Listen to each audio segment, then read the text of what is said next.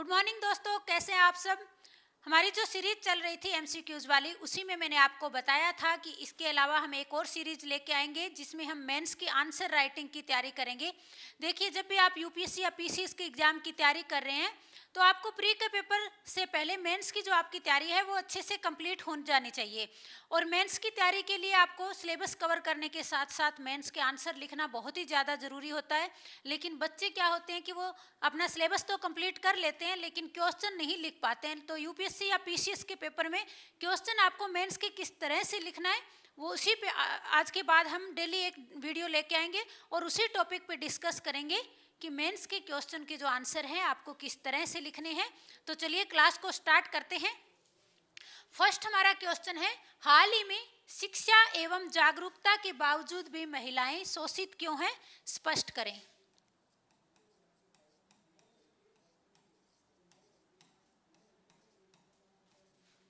हाल ही में शिक्षा एवं जागरूकता के बावजूद भी महिलाएं शोषित क्यों हैं, स्पष्ट करें।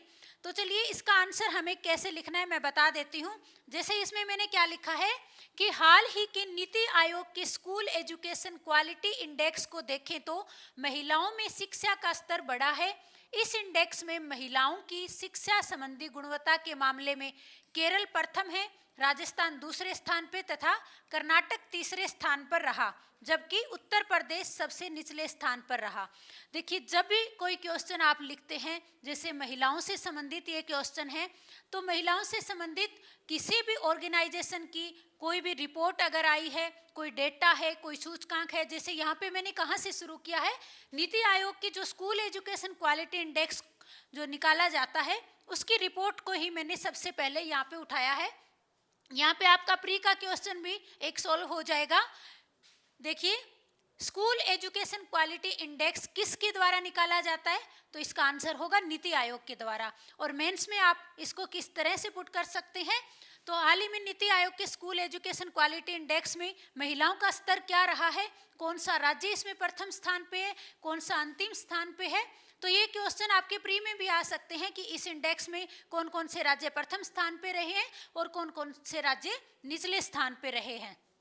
तो जो भी राज्य आपके उच्च स्थान पे मतलब प्रथम स्थान पे रहे हैं उनको देखिए, मैंने ऐसे प्लस वाले निशान जो आपके ये हैं, उच्च शिक्षित राज्य कौन से हैं, ये वाले आपके उच्च शिक्षित राज्य हैं जो प्लस के निशान में दिखाए गए हैं। और जो ये वाला रेड कलर में मैंने आपको इस तरह से दिखाए, निम्न शिक्षा प्राप्त राज्य जो इस तरह से आपको दिखाए गए हैं। तो आपको इसको मैं मैप में भी इसको दिखा सकते हैं।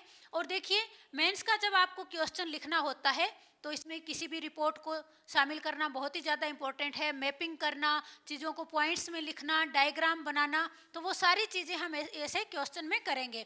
तो सबसे पहले आप जैसे अगर स्वास्थ्य से संबंधित कोई क्वेश्चन पूछा जाता है तो उसमें आप क्या करेंगे, स्वास्थ्य से संबंधित आप देखिए कि WHO की कोई रिपोर्ट है या नहीं है, या फिर उस टॉपिक से रिलेटेड नीति आयोग की कोई रिपोर्ट है तो उसी चीज़ को, या फिर राष्ट्रीय स्वास्थ्य मंत्रालय जो है उसकी कोई रिपोर्ट है, तो ऐसे रिपोर्ट से ही हमें क्वेश्चन का आंसर जो है स्टार्ट करना है।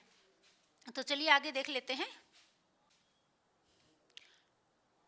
अब देखिए, अगला मैंने लिखा है कि शिक्षा एवं जागरूकता के बावजूद भी महिलाओं के शोषण की घटनाएं दिन प्रतिदिन बढ़ती जा रही है। उसके बाद में देखिए, और इसके कारण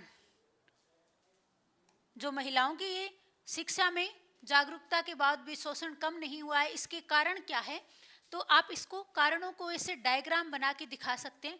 देखिए, आपको क्वेश्चन को ज़्यादा से ज़्यादा पैराग्राफ में लिखने से बचना है। ज़्यादा से ज़्यादा क्वेश्चन को पॉइंट्स में लिखिए, पैराग्राफ में ना लिख के पॉइंट्स में, और डायग्राम बनाने की, मैपिंग करने की ज़्यादा से ज़्यादा कोशिश कीजिए। तो कारणों को आप इस तरह से भी लिख सकते हैं। कारणों को पैराग्राफ बना के इस तरह से बड़ा बड़ा लिखने की ज़रूरत नहीं है। आपने जैसे यहाँ पे हमने लिखा सबसे पहले नंबर पर पितृसत्तात्मकता, पितृसत्तात्मकता, और उसके बाद स्कूल तक ही शिक्षित, वो भी आप यहाँ पे ये भी लिख सकते हैं कि स्कूली शिक्षा बीच में ही बंद हो जाना। पितृसत्तात्मकता आप समझ रहे होंगे, पितृसत्तात्मकता यानी समाज में महिलाओं की स्थिति की बजाय जो पुरुष प्रधान समाज हमारा है उसका पितृसत्तात्मकता, उसी को हम बोलेंगे कि जो हमारा समाज है पुरुष प्रधान समाज है। स्कूल तक शिक्षित या फिर स्कूल का बीच में ही छोड़ जाना। उसके बाद है लिंग के आधार पर भेदभाव, अगला है लिंग के आधार पर भेदभाव में देखिए जन्म के स्तर पर भेदभाव और जन्म, जिसमें जन्म के पूर्व और जन्म के बाद। जन्म से पूर्व यानी लिंग की जांच करवाना कि जो है गर्भवती महिला है उसके पेट में जो बच्चा पल रहा है वो लड़का है या लड़की है। अगर लड़की होती है तो जन्म से पहले ही गर्भपात करवा देना, या जन्म के बाद भी आप देखते हैं कि लड़के और लड़कियों में भेदभाव का होना। उसके बाद है महिलाओं की स्थिति व्रत औपचारिक क्षेत्र तक ही सीमित है। अगला है राजनीतिक सशक्तिकरण की कमी। महिलाओं में राजनीतिक सशक्तिकरण की कमी है। जैसे अगर हम लोकसभा में देखते हैं तो महिलाओं के बजाय जो पुरुषों की जो सीटें हैं वो बहुत ज़्यादा है, महिलाओं की सीटें जो है बहुत कम हैं। और कौशल की कमी, महिलाओं में कौशल की भी कमी है। कौशल की कमी क्योंकि शिक्षा की कमी है, वो घर से बाहर नहीं निकल पाती है, घर की चार दीवारी के अंदर ही वो रहती है, तो उनमें कौशल की कमी पाई जाती है। तो चलिए आगे बढ़ते हैं।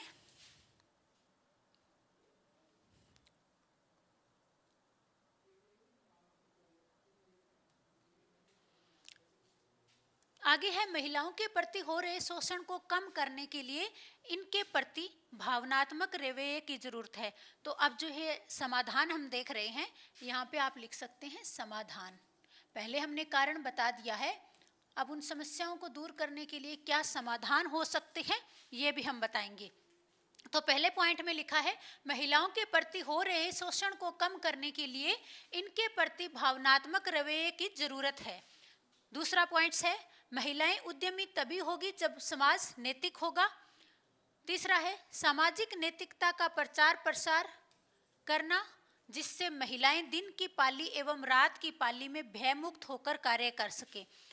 दिन की पाली और रात की पाली यानी नाइट ड्यूटी में भी भयमुक्त काम कर सके।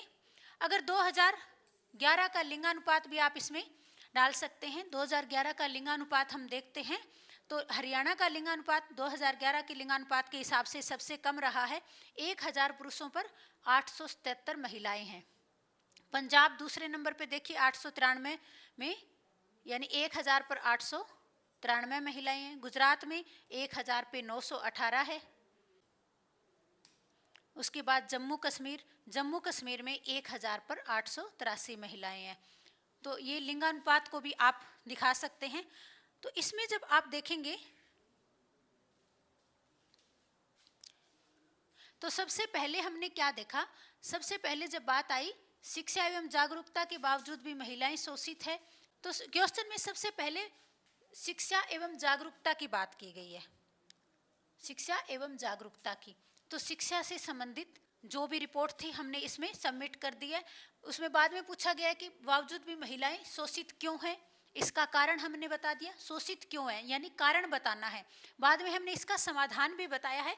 सबसे पहले शिक्षा से संबंधित जो रिपोर्ट है हमने सबमिट इसमें लिख दिया है और उसको मैपिंग के द्वारा भी दिखा दिया है। उसके बाद शिक्षा एवं जागरूकता के बावजूद भी महिलाओं के शोषण की घटनाएं दिन प्रतिदिन बढ़ती जा रही है और इसका कारण हमने बता दिया है। कौन कौन से कारण हैं? पितृसत्तात्मकता, स्कूल तक शिक्षित होना, लिंग के आधार पर भेदभाव, जन्म के स्तर पर भेदभाव यानी जन्म से पूर्व और जन्म के बाद दोनों तरह से भेदभाव होता है। महिलाओं की स्थिति वृत्त औपचारिक क्षेत्र तक सीमित है, राजनीतिक सशक्तिकरण की कमी है और कौशल की कमी है। तो अब हमने समाधान भी आगे बताए हैं कि महिलाओं के प्रति हो रहे शोषण को कम करने के लिए इनके प्रति भावनात्मक रवैये की जरूरत है। भावनात्मक रवैये का यहाँ पे अर्थ ये है कि हम केवल कागजी कार्यवाही पूरी करके समाज में महिलाओं को उनका हक नहीं दिला सकते हैं। इसके लिए हमें जो हमारा जो भावनात्मक रवैया है उसको बदलना होगा। उसके बाद है महिलाएं उद्यमी तभी होगी जब समाज नैतिक होगा, यानी महिलाएं उद्यमी तभी होगी जब समाज उनके प्रति नैतिक होगा, अपनी नैतिकता को, अपनी जिम्मेवारी को निभाएगा, नहीं कि उनको घर की चार दीवारी के अंदर ही रखा जाए। उसके बाद है सामाजिक नैतिकता का प्रचार प्रसार करना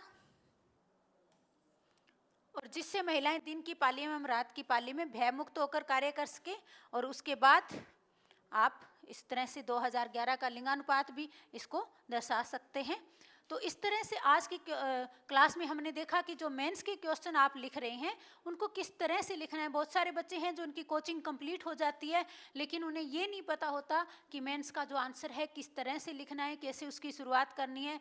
तो जब तक आप मेंस के क्वेश्चन नहीं लिखेंगे तब तक आपका प्री भी क्लियर नहीं होना है, क्योंकि आप देखते हैं कि जब आप मेंस के क्वेश्चन लिख रहे हैं तो उसमें ऐसे पॉइंट्स जो हैं, ऐसे कुछ टॉपिक हैं जो आपके प्री के पेपर में बहुत ही ज़्यादा काम आने वाले हैं।